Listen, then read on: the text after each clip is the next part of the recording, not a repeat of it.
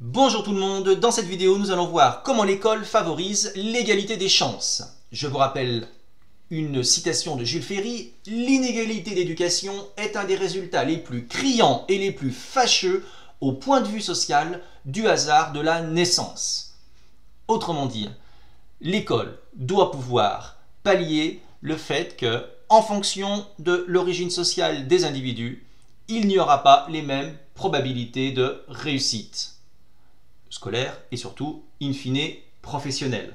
Une société juste doit être une société où chacun, quelle que soit son origine sociale, doit pouvoir, alors sous réserve de s'investir, de travailler bien évidemment, gravir les échelons de la richesse, du pouvoir et du prestige. Et c'est là que l'école va intervenir. Et c'est pour cela que l'école doit être obligatoire, gratuite, accessible à tous, laïque, sans aucune tutelle religieuse, neutre, et elle doit donc s'appuyer sur le mérite de chacun, sur les compétences, sur l'investissement des individus. C'est ça la méritocratie. La réussite scolaire ne doit pas être reliée à l'origine sociale, au sexe des individus, etc., etc. À cet effet, des lois vont être mises en place pour favoriser l'égalité des chances. En 1881, la loi Jules Ferry a permis la gratuité absolue de l'enseignement primaire. En 1882, cette loi est complétée par l'obligation scolaire pour les enfants des deux sexes, autrement dit les filles et les garçons, de 6 à 13 ans. Plus tard, en 1936, la loi Jean Zay va repousser la scolarité jusqu'à l'âge de 14 ans et même jusqu'à l'âge de 16 ans avec le décret Berthoin. En 1975 a eu lieu une réforme importante, dite la réforme donc du collège unique, réforme Haby en fait, qui vise à mettre en place un collège unique, autrement dit à supprimer les collèges d'études secondaires et les collèges d'études générales. L'objectif, c'était en fait d'arrêter la situation dans laquelle on se trouvait à l'époque, en l'occurrence les enfants issus des milieux populaires qui sortaient de l'école élémentaire, faisaient encore quelques années d'études et hop, allaient directement sur le marché du travail, faisaient de l'apprentissage et orientés directement vers des filières beaucoup plus techniques, alors que les enfants issus des milieux favorisés, eux, pouvaient tranquillement continuer effectivement dans des lycées. En 2005 a eu lieu une loi également fondamentale sur l'inclusion des enfants handicapés en milieu scolaire.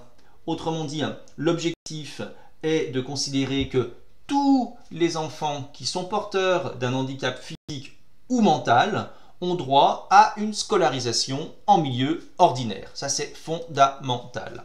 Plus récemment, il y a eu la loi pour une école de la confiance en 2019 avec un abaissement de l'âge de l'instruction obligatoire à 3 ans et une obligation de formation entre 16 et 18 ans. Cette obligation de formation peut se faire sous la forme d'un apprentissage, d'un stage de formation, de service civique, etc. etc. L'objectif, c'est véritablement de lutter contre les situations dites de décrochage scolaire. Mais il y a également des dispositifs qui ont été mis en place pour favoriser l'égalité des chances.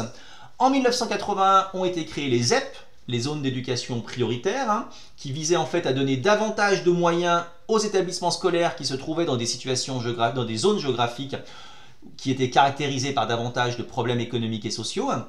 Depuis 2015, elles sont remplacées par les REP et les REP+, réseaux d'éducation prioritaire, d'accord, et les REP+, des établissements qui sont dits super prioritaires. Alors, malheureusement, ces zones se caractérisent par un échec scolaire qui est beaucoup plus élevé.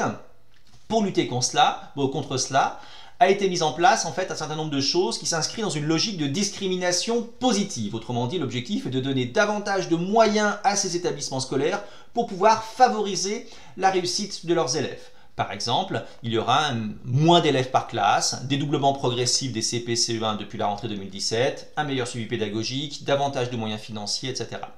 On a également assisté à une multiplication des filières, aussi bien technologiques depuis 68 que professionnelles depuis 85, qui permet de donner finalement la chance à tout le monde en fonction de ses compétences, bien évidemment.